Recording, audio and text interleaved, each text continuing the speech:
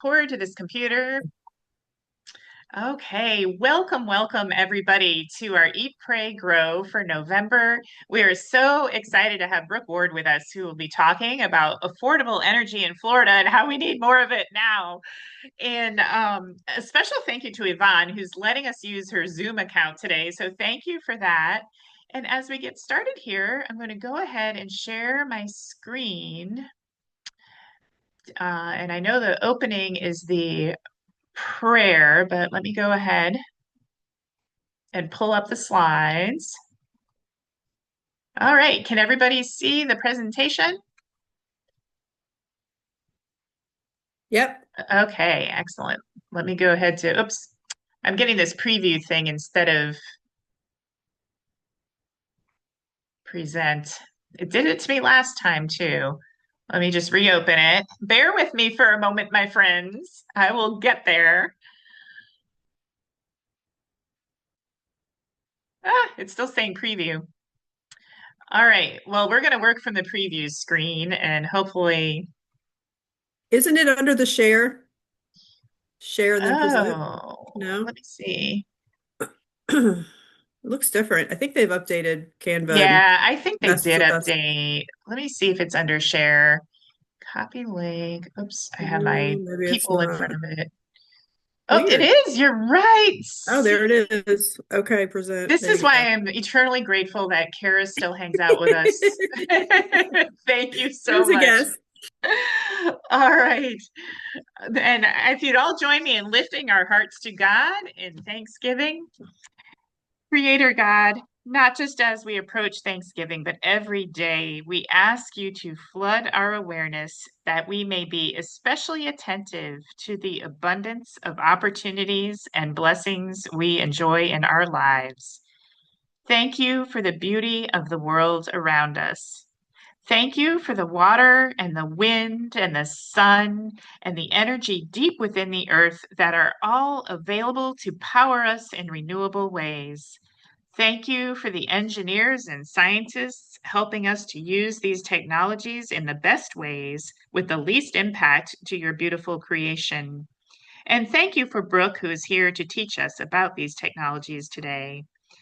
And God, thank you for all of the wonderful people in the Florida Conference of the United Methodist Church who work to bring the message of good stewardship. Many of those people are here today, and many more are elsewhere. We ask that you infuse each and every one of us to bring the right words and right action to this work.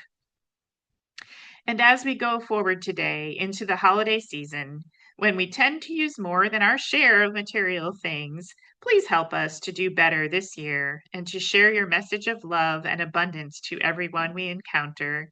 And most of all, to share the good news of your great love made incarnate through the birth of your Son, Jesus Christ.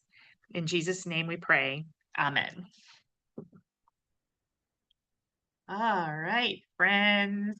Just a quick reminder that we have a district representative in most of our districts. If we do not have one in your district, just reach out to me and we'll make sure that you get the help and support that you need. And we also have Kara, who we will never let leave this team, working on Buckets of Hope. So if your church has not registered for Buckets of Hope yet, we hope that you will consider doing that. And a reminder of our mission, it's to equip the local church with encouragement, training, and tools to support a thriving creation care ministry and to live into the call of being a steward of creation, loving our neighbors, and helping those in need by dedicating our time, talents, and gifts to advocating for the earth. And, this is the mission of our creation care task team, our leadership group. We're here to help you get your ministries going. So please reach out if that's something you're ready to do at your church. And now what you're here for, whoopsie, I skipped ahead. What you're here for is the presentation by Brooke. So I will ask Candace to go ahead and introduce Brooke and we'll get started. Hello there. Brooke Ward is a climate justice senior organizer with Food and Water Watch. Brooke lives in Largo, right down the street from me, with her husband John and her pup Buster Brown. Born in Clearwater, she is a lifelong resident of Tampa Bay. For the past few years, her work is focused on tackling the intersection of the rising cost of living and the growing financial burden of climate change. Food and Water Watch has been leading this charge statewide, raising concerns about rising utility rates and how they're impacting families.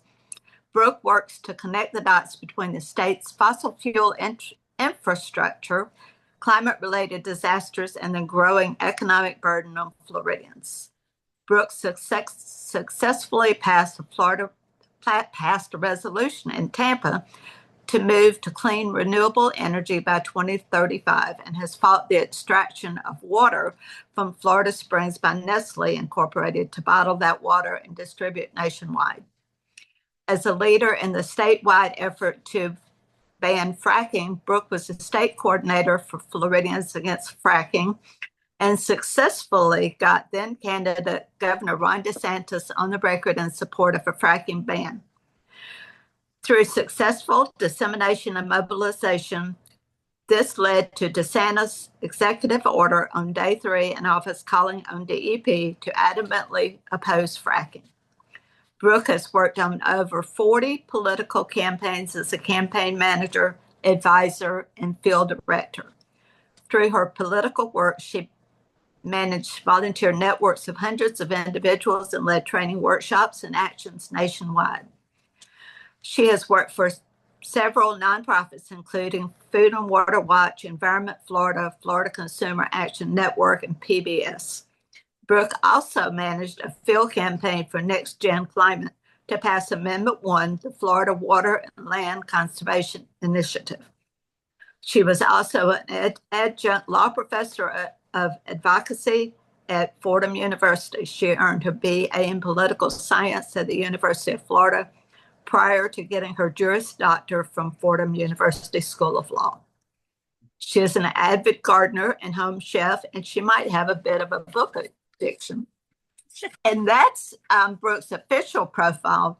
But on a personal level, I want you to also know that Brooke is incredibly smart. She's incredibly brave and driven. Her love and care for God's creation extends far beyond the borders of Pinellas County and the state of Florida. She cares for all of creation. And I am so honored and privileged to introduce you to my friend, Brooke Ward. Take it away, Brooke. Well, thank you, Candace. You're making me blush. I feel love you. so blessed. I love you too. I feel so blessed to have you in my life. And I did want to just kind of add to that something that I don't usually put in my professional resume, but I know I'm amongst believers. I'm also the creation care advocate at my church, St. Paul United Methodist in Largo. And I am currently on the path of candidacy to be an elder in the United Methodist Church and attend Wesley Theological Seminary out of DC. So, my faith is a major part of what compels me to do the work that I am currently doing. But what we're here to talk about today is the rising cost of electricity. So it is no doubt that Florida is in an affordability crisis, from the cost of groceries to insurance to rent. The cost of everything has been going up. And the cost of electricity in Florida has been going up more rapidly than it has in other areas of the country. And this is an issue that Food and Water Watch started working on behind the scenes about 3 years ago, was when I started moving into this campaign space. But openly, we launched our campaign to fight for affordable energy in February of 2023. So as Candace mentioned, our work had really been around banning the dangerous use of fracking here in Florida. And once we were able to establish support for that state and in the practice statewide, we really shifted gears to how do we just stop the proliferation of fossil fuels statewide? I mean, Florida is ground zero for extreme weather patterns, for rising seas, and we need to do something about it because the continued burning of fuels, the continued fossil fuel infrastructure is just contributing to this. And so when we launched that campaign to start moving away from fossil fuels, something else happened in the world as well, which was COVID. And so operating under a completely new framework of organizing. But one thing that ended up happening was that climate change and discussion of climate change in this new, mainly online world became heavily politicized and a trigger for a lot of folks, where they just shut off when you were talking directly about climate change. Even though we know that it is impacting everybody in our state, we needed to find a way to connect folks, everyday folks, with the threats of climate change in a way that was widely and deeply felt. And I guess it was in early 2022, the war in Ukraine began. And at that time, when that war started, the cost of fuel skyrocketed. And people started noticing it at the gas pump. But another place where people started noticing it was their electricity bills started going up. Because approximately 1/3 of your electricity bill is directly linked to the cost of fuel. Not how much you're using, but how much the utilities are burning. And so when that price is volatile, it makes our electricity bills volatile. And here in the Tampa Bay area, folks saw their bills go up by 62% in just a couple of years. And this was huge. And so there was this widely and deeply felt concern that was touching not just Floridians in the Tampa Bay area, but Floridians across the state. And I saw this as a wonderful opportunity to tie something that everybody was experiencing. I mean, almost everybody pays an electricity bill, to the growing problem of fossil fuels.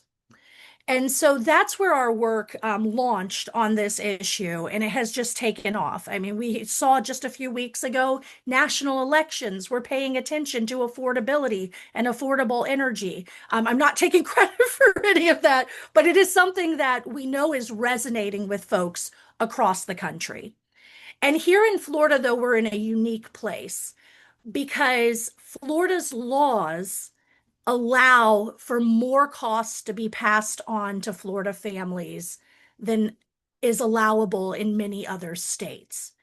And so over the past few years, we have seen the utility regulators, also known as the Florida Public Service Commission, rubber stamp rate increases by requested by the major utilities, which are Tampa Electric, Duke Energy, and Florida Power and Light, to see some of the highest bills and highest rate increases in the country.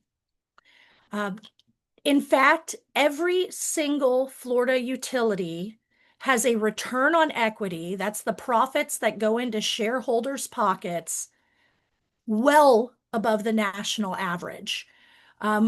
In fact, with the recent rate increase being requested by Florida Power and Light, which is not only the largest utility in Florida, but the largest utility nationwide, 50 cents of every dollar that they are asking for is for profits.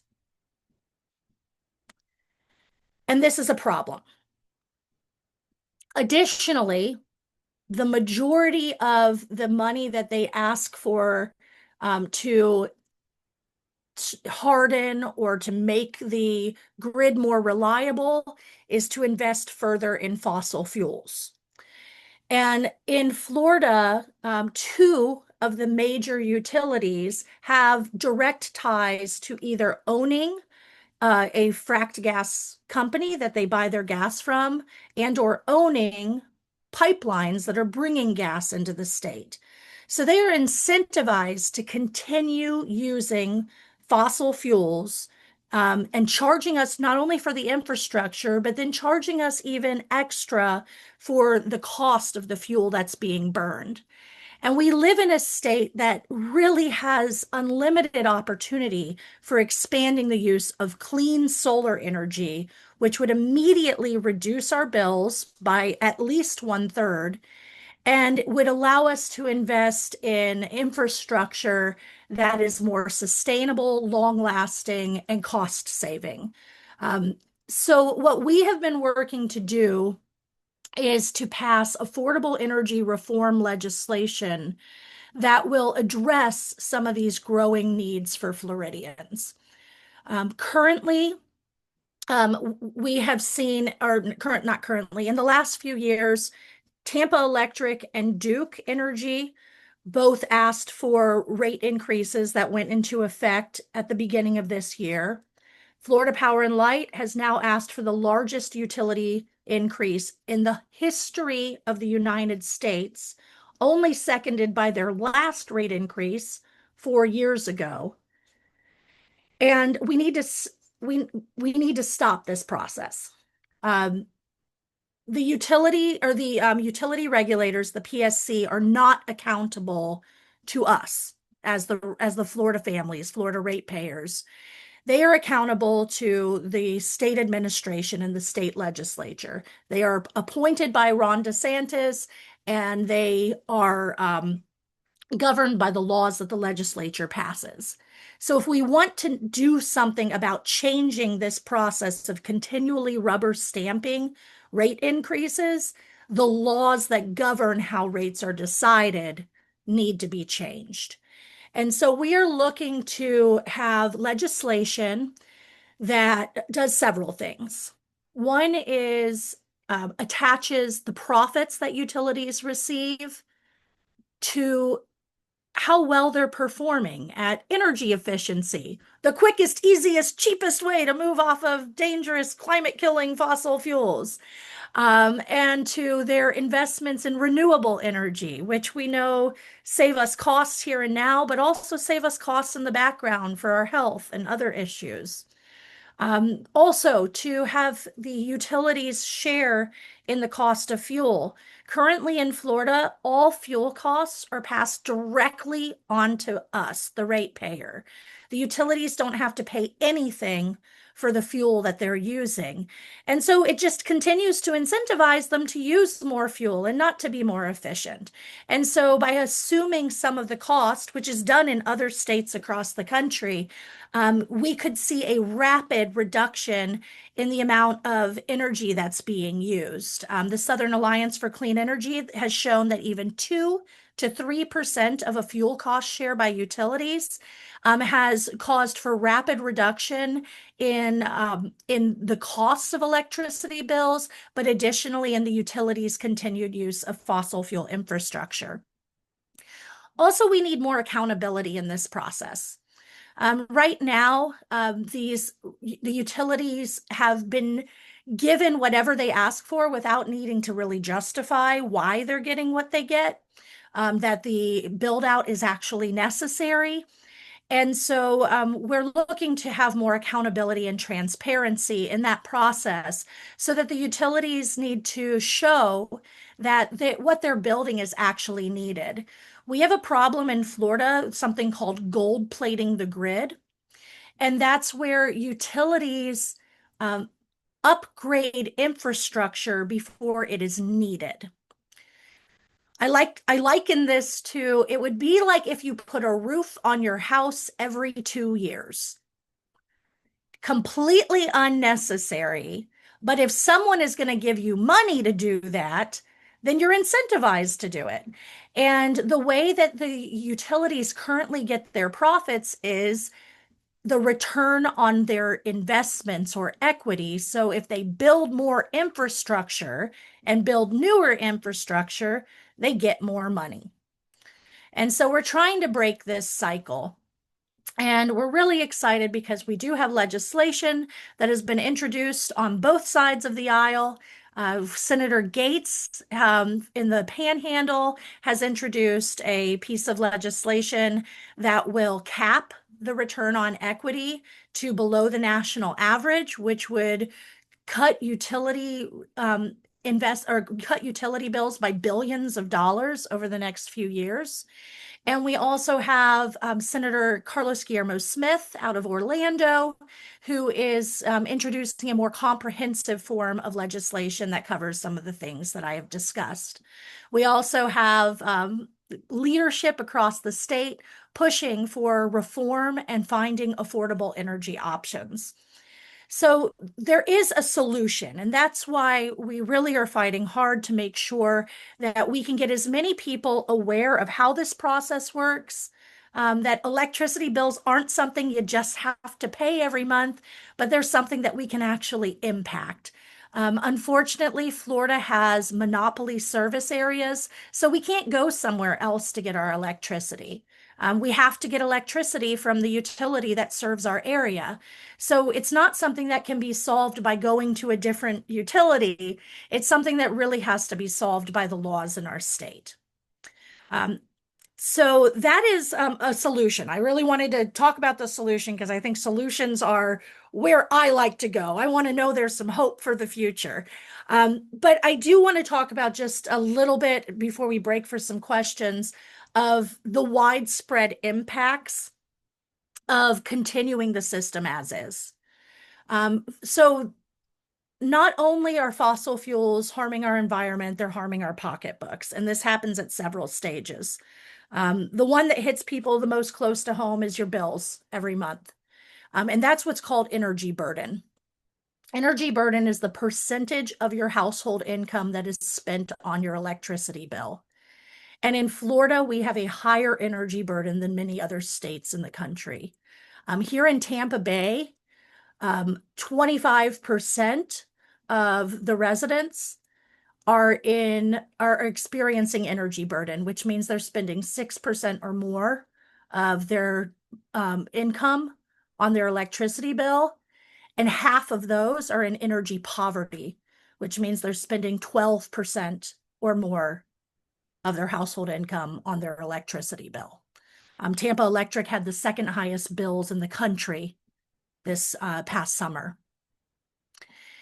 And this energy burden causes folks to have to make the decision between keeping life-saving electricity on or paying for food, medicine, rent. And this is not a decision anyone should have to make. In fact, last year, Florida Power and Light disconnected 3 million customers in 1 year for their inability to pay their electricity bills.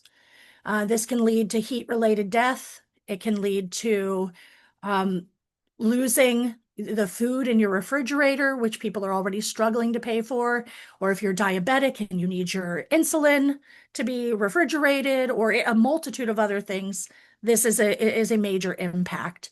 So we have the energy burden up front, but then there's a lot of the further down the line costs. The continued burning of fossil fuels is leading to more extreme weather patterns.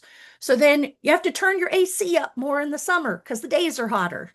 You have to turn the heat down lower in the winter because days are getting colder. We're getting more extremes. And those cost extra money when you're putting more energy into your house, making your bill less affordable. Also, with storms increasing in severity, we were blessed not to have a storm season like we had last year. But we know these storm seasons are coming and they will continue to come. And no one helps us to pay the costs of our storms, of recovering from storms. But we, as utility customers, have to pay 100% of the costs of the utilities to recover from the storms. So last year, Florida Power and Light customers paid $12 more a month to pay for FPL's storm costs.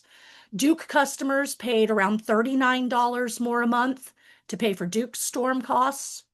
And TECO customers paid around $19 more a month to pay for their storm costs.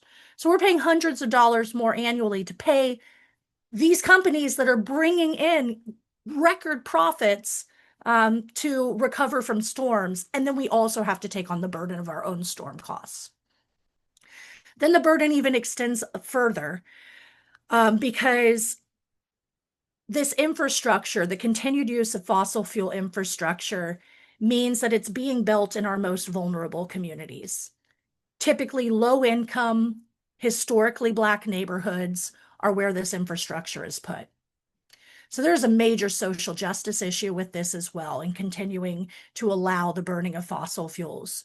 Not only does it impact health because of the pollution that comes from living near um, one of these plants or this infrastructure, there's the costs of then paying for your lung disease or your cancer, that's being put on our already most burdened communities. Additionally, it lowers the value of property being near these. So we are creating another form of historical redlining to harm communities where this infrastructure is being built. And so we're perpetuating a cycle of injustice and allowing the costs of that injustice to fall on our most vulnerable communities. So that's why I wanted to start with the solution, because the solution gives us hope.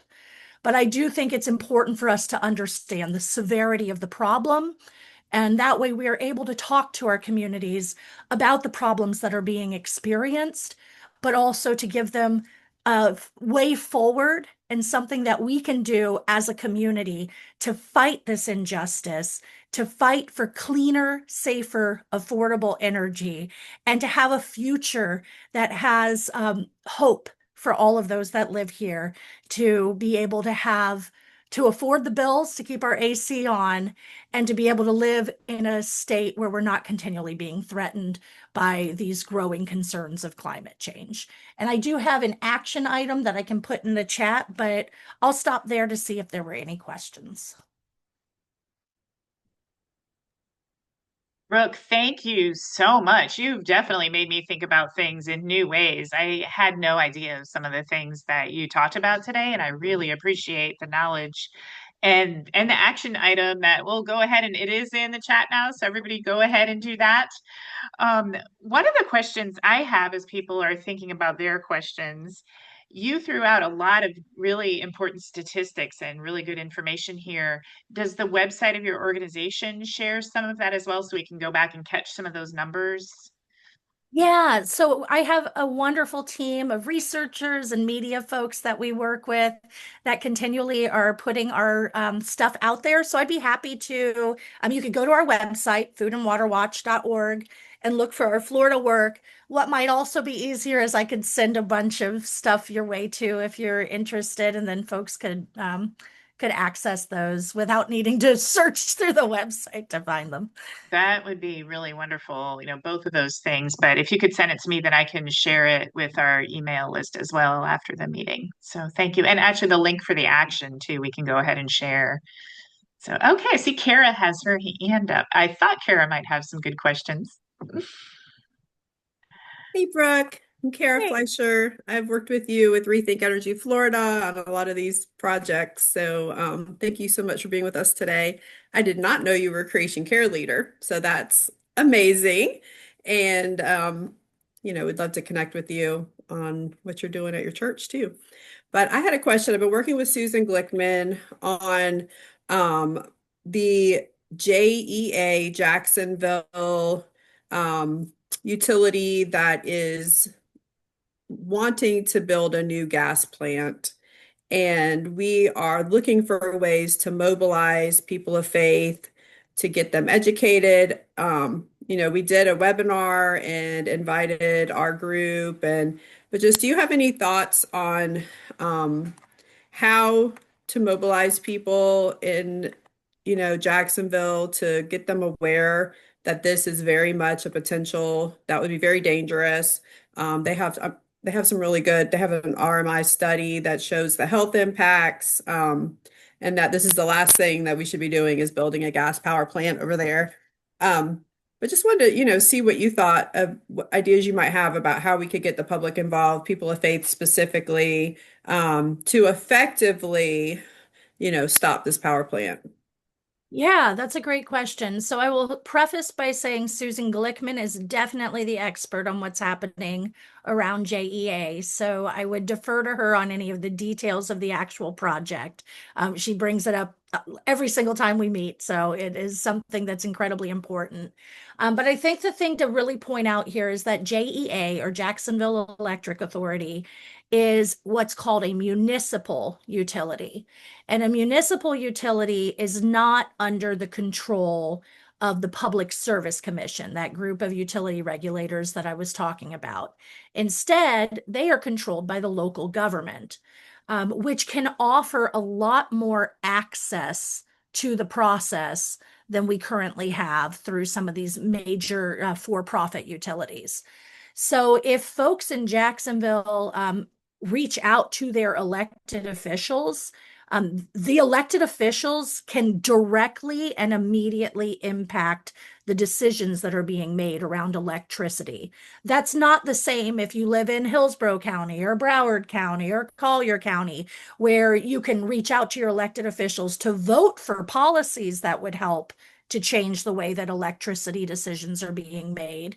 But with wherever we're in the areas that we have these municipal utilities, like in Tallahassee, Orlando, Jacksonville, there is the direct access to the decision makers that the rest of us don't have around the state.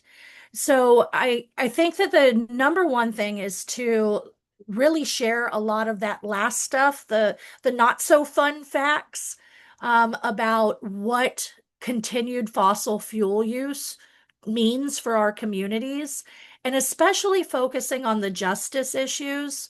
And especially, as communities of faith, I feel like we have a responsibility to really uplift the injustice that we see in the world. And a lot of folks have, gotten used to solutions. I'm using that very loosely. Like paying for renewable energy credits, or paying what I call pay to pollute solutions. And we need to realize that building a fossil fuel plant anywhere is an act of injustice, even if we're offsetting it.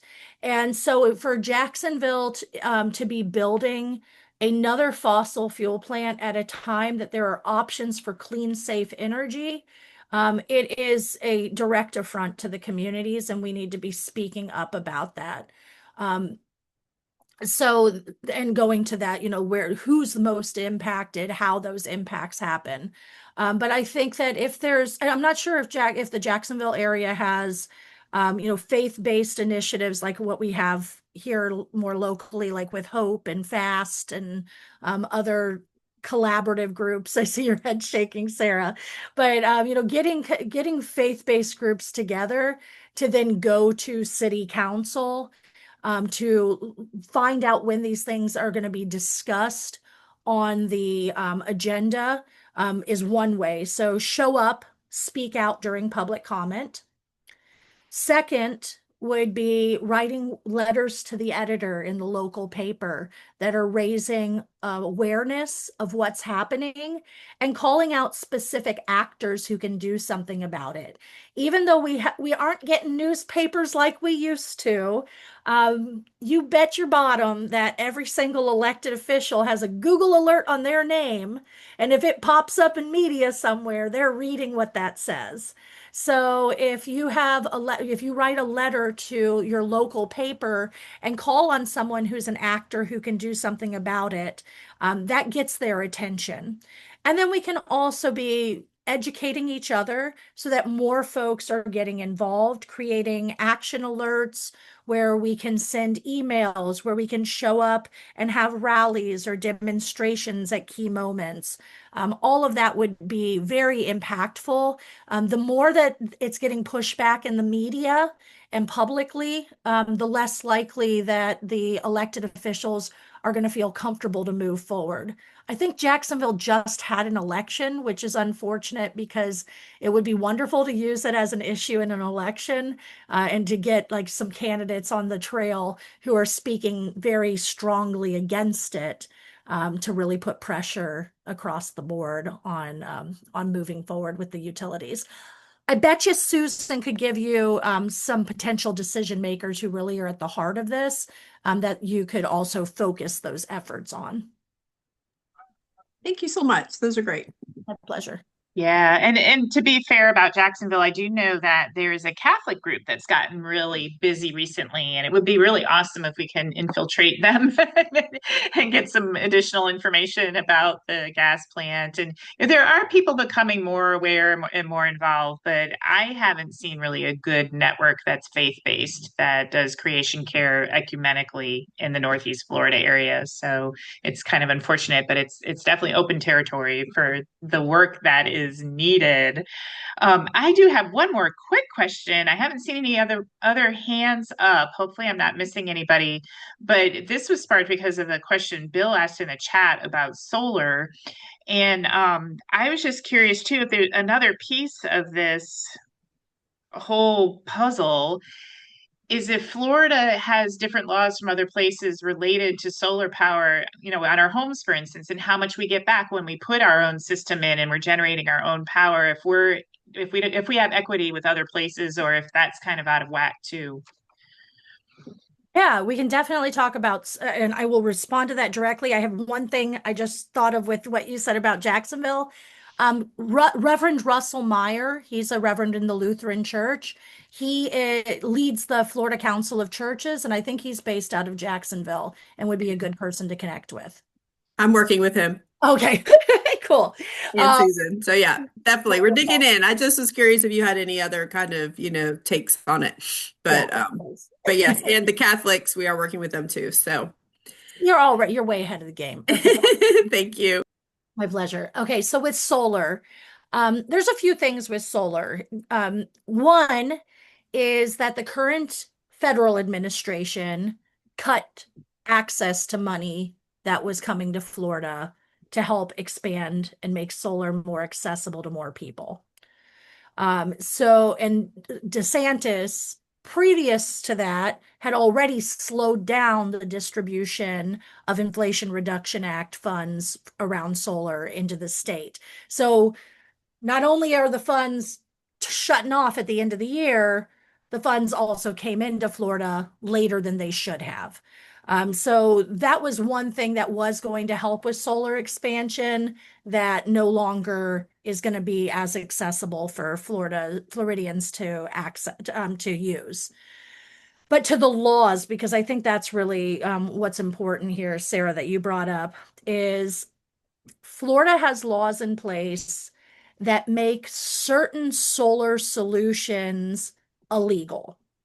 So things like community solar, which community solar would be where you and your neighbors get together, you buy solar equipment, and you create a solar field to power your neighborhood.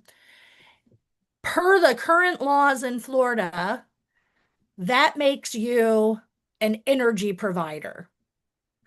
And if you are an energy provider, you have to be registered with the state. You have to meet a certain amount of other restrictions that makes it really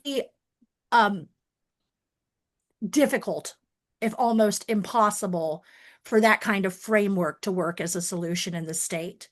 Solar United Neighbors has been working actively to change those laws to allow for more solar solutions for Floridians.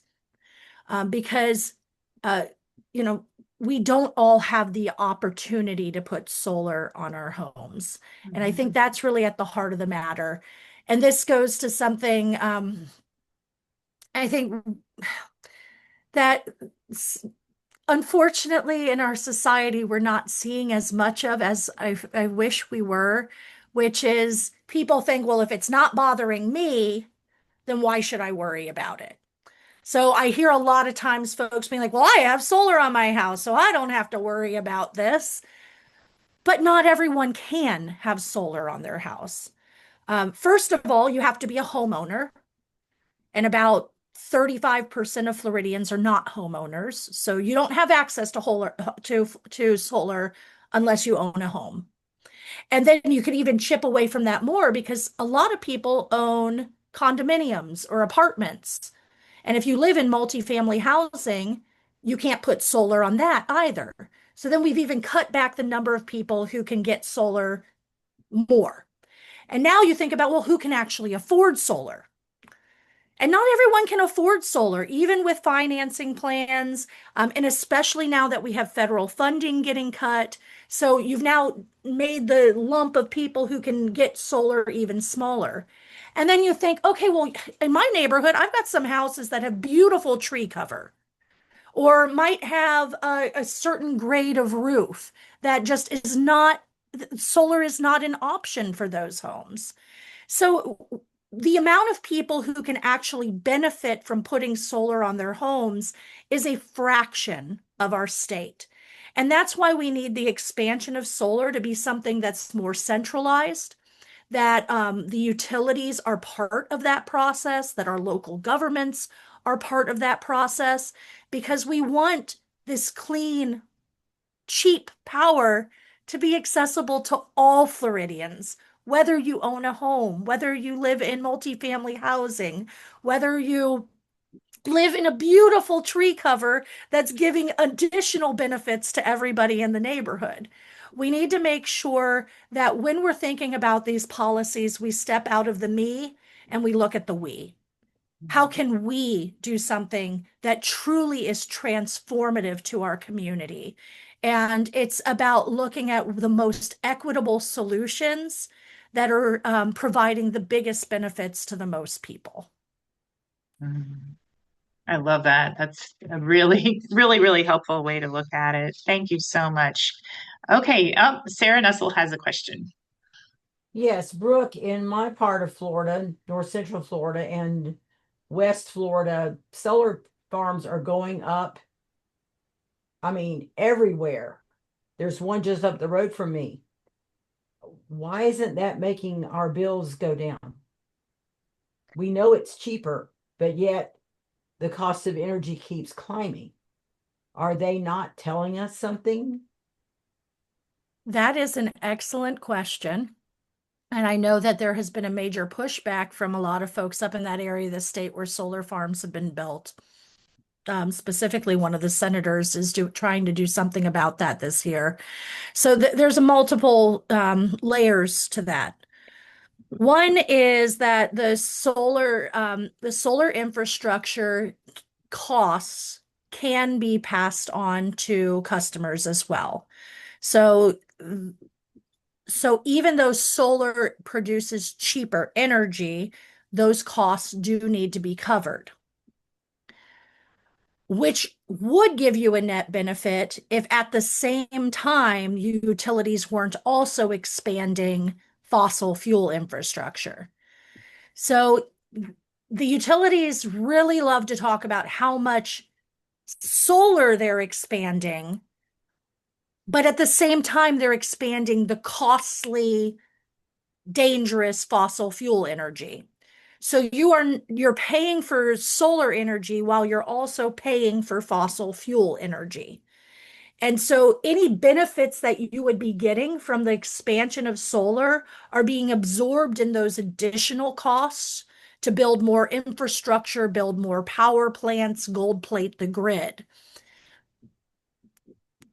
This is a tactic that has been used by the oil and gas industry, and is why it is so important for us to not only talk about increasing renewables, but while we increase renewables, we have to decrease dirty fossil fuels.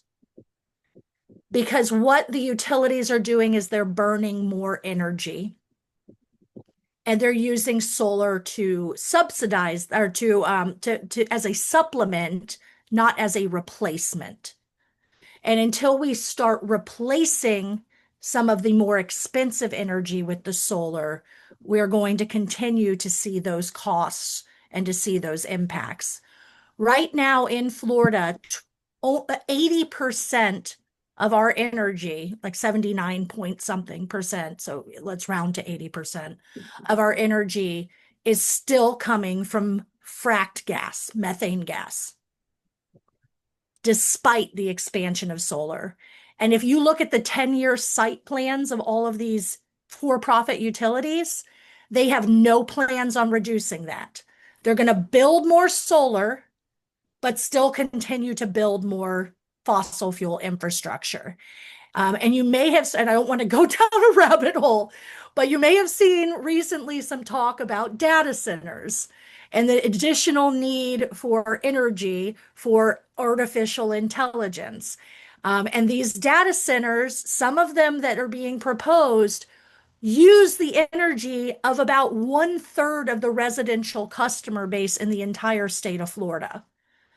So the expansion is not giving us savings because they're using more energy as they're expanding rather than replacing that and becoming more energy efficient. And that is part of the reason that we really are hyper focusing on the need to connect the money that utilities are making with how efficient they're being and how they're burning and using electricity. We need to be reducing what we use, not continually expanding it so that we need more. Wow, what an enormous problem. And I think I need to cut off the questions at the moment. And we are so grateful to you, though, Brooke. This has been really, really enlightening, at least for me. I hope for everybody here. So thank you so much for your presentation and your great work, which is so meaningful. Next up, we do have a moment about environmental justice. And actually, Yvonne's subject is this JEA project. If you want to take it away, Yvonne.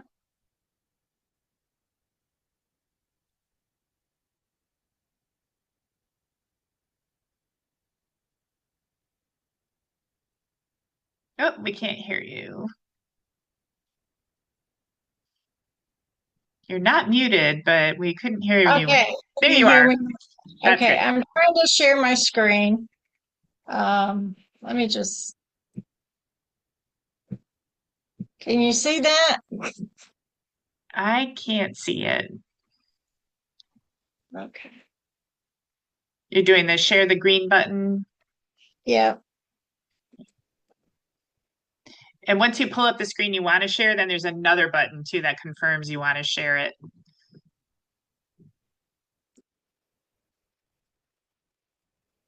uh,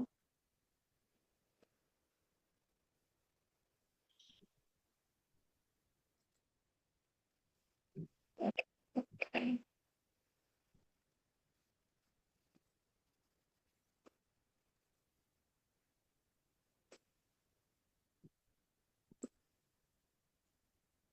There it is. Okay.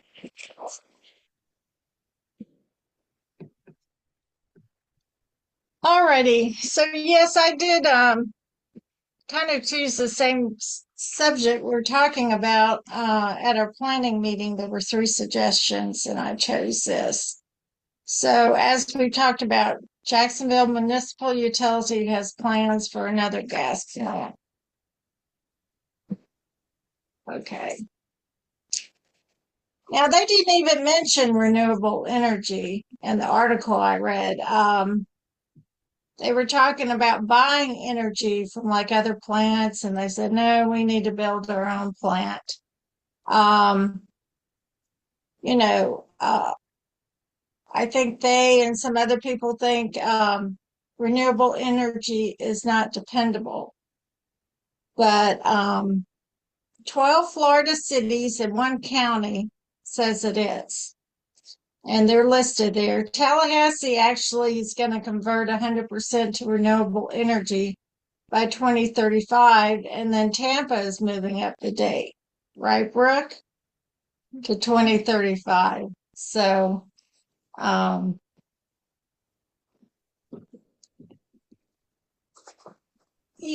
was a question about what you can do. Sierra Club is taking this on, the Northeast Florida. They're fighting this gas plant, and they have this campaign. I give you the link there, renewjack.org, and they have their usual, campaign that you can sign, put your name to, and say you don't want this plant there. Others involved in this renewjack.org is the League of Women Voters, the Audubon Society, Citizens Climate Lobby, and Solar United Neighbors. So they're all trying to fight this new plant. And just to give you a little bit more background, they're replacing one of the 3 power plants in Jacksonville. The current price is $1.57 billion.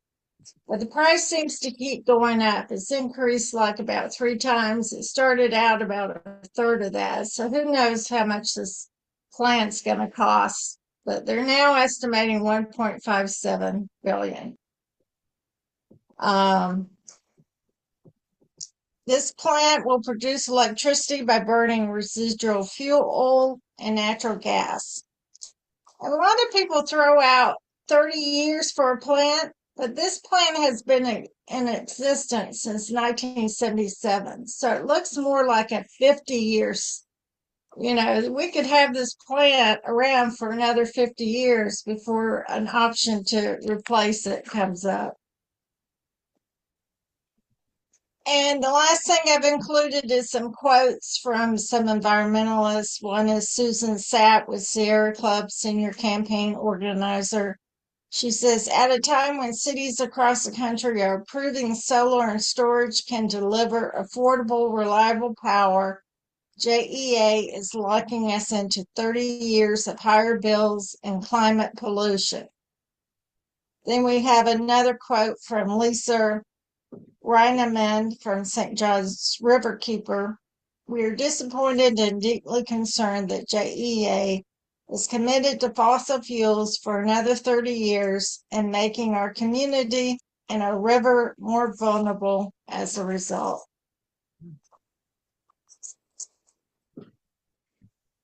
So that's all I have. Thank you, Yvonne. That's very helpful. And it's good to have that renewjax.org link. So especially those of us who are up here in Northeast Florida can go ahead and sign in onto that. I also have a Clio Institute, yeah. action form that I can add to that. I've been working on this a little bit, so thank you for that, Yvonne. And also I can just share that right now, the situation is the utility has unanimously passed internally that they want to do this, but now it's up to the city council. So it's a good opportunity to put pressure on the city council not to do it. There was a really great study done by RMI that evaluated the plant, and it has health information about all the asthma cases and health problems it'll cause, and also that the utility is doing nothing to make buildings more efficient. So if they just implemented an efficiency program like some of the other cities have, they could save like 20% of energy just right there. So there's some really good information out there. So I'll throw some stuff in the chat too. Okay, thanks, Kara. And Bill's asking a question too about the efficiency, the old and new plant, if you know any of that information. As Kara's doing things in the chat, I'm going to go ahead and bring Sarah Nussel up for the green product find. Sarah, do you want to share your screen, or do you want me to? I have your slides in mine if you'd like. Wait, I have one more question about this power plant in Jacksonville. Okay. Correct me if I'm wrong, but they all need fresh water. They all need water that gets pumped out of the aquifer to run these plants, because you have to make steam. You have to burn the fuel and make steam. So power plants that are solar powered don't take water. Is nobody taking that into account? Well, that's probably why the river keepers are concerned about it. But I think they're pulling the water. Yeah, they're pulling the water right out of the aquifer. And the last I heard, they're flushing it into the St. John's. They're not even cleaning it up and trying to put some utilities put it back in the aquifer after they clean it up. But they just flush it into the St. John's and then out into the ocean. So because of course Florida has plenty of water until we don't. Yeah, until we don't. Brooke, I know you've done a lot of aquifer work with the Nestle thing and everything. Do you know any details about that? Brooke had to leave to go to a meeting. Okay. All right. Well, we'll have to hold that then. And okay, well, let's get to my topic. It's Christmas time and we're probably going to all overconsume, but let's at least look for options that take less take less resources from the planet. And one of them is vegan leather. Um, vegan leather products are beautiful, but they're also ethical. There's so many ethical issues with cow or pig or whatever, with skin leather. One of them is all the toxins that they use in the tanneries. The rates of cancer among tannery workers is through the roof. It's 7 times more impactful than synthetic leather. When you make cow skin leather, you use 7 times more of the energy and the natural resources than you would if you make leather from another resource. And animals take a lot of, and you think, well, you've got the skins because you've butchered the animals, but even if you just let the skins rot, you'd still have better results using vegan leather. Some of the sources of vegan leather is cork. This one, cactuses. There are fruit You want to leathers. move the screen, Sarah. There you go. There we go. You can make leather. There's leather made from fruit, from cactuses, from mushrooms, from cork, and there's a tree kind, which is a sustainably sourced wood that's completely free of plastic and is also recyclable. So if you're thinking about a nice handbag for your sister for Christmas, you might want to consider vegan leather. That's my story, and I'm sticking with it. I love it, Sarah. These look like nice things too. I love those green handbags. No more handbags for me as I'm purging my house. Kara, did you have anything you want to share briefly on Buckets of Hope? I just wanted to say praise that we had no hurricanes hit Florida this hurricane season, which is amazing. And also, we're going to take a little time off of our promotion of Buckets of Hope over the holidays. But we are going to keep trying to find our folks who have finished the challenge. If your church has finished the challenge, please make sure you've completed the challenge completed form. That's the only way I have to document how many buckets we've made, to get your photos and videos up on the website and on social media. So that's just the message now, is to get the word out about that form. So thanks everyone who's participated. It's been amazing. Thanks, Kara. And this has been a great campaign. Oh, Anne has a question. Just a comment, the listening tour came to the Southwest District yesterday, and one comment was that having all these buckets ready is what kept the hurricanes away, and so we needed to do that again next year. I thought the same thing. It's like when you carry your umbrella, it's not going to rain. So let's just keep making them and storing them. I will say that they have been used for all the flooding that happened from those deluges. I mean, because that is, climate changed weather, right? Having this crazy flooding in the central, and we are so dry here. We haven't had rain since September, and my lake is almost gone, and we're in a terrible drought up north. But I did have some churches contact me and say, can we use our buckets for the flood victims here in our town? I'm like, yep, that's what they're there for. Wow. Well, that's good. I'm glad they were, not that the flooding happened, but that they were there and ready to go. And they are very helpful no matter what the circumstances that causes them to be needed. Not much in terms of announcements this month. This is a Happy Thanksgiving, Merry Christmas, Happy New Year slide. We are going to take December off from Eat, Pray, Grow, so we will miss all of you, but we hope that everybody enjoys a very wonderful, joy-filled, and hope-giving holiday season. Enjoy your families and your friends and your loved ones, and just stay safe out there. And we look forward to seeing everybody in January. And now, hopefully, CJ is here. I saw him earlier. I'd like to call CJ up to give us a closing prayer. Yeah, I've been in and out because my network apparently is unreliable. But can you all hear me now? Yes, we can. Awesome. Let's pray. Lord of all creation, we are grateful. Grateful for this earth, grateful for all of the ways that you are revealed through creation to us. Help us so to steward it in ways that future generations will be able to experience you through it as well. Continue to inspire and strengthen us for this work, and continue to broaden our imaginations so that we can find new ways to do the things we need to do as society. It's through your Son, Jesus, we pray. Amen. Amen. Thank you, CJ. And thank you everyone for being here with us today. I'm going to go ahead and stop the recording. Try to remember that this time. Thank you All for right. leading us, Sarah. Pardon me? Thank you for leading. Okay.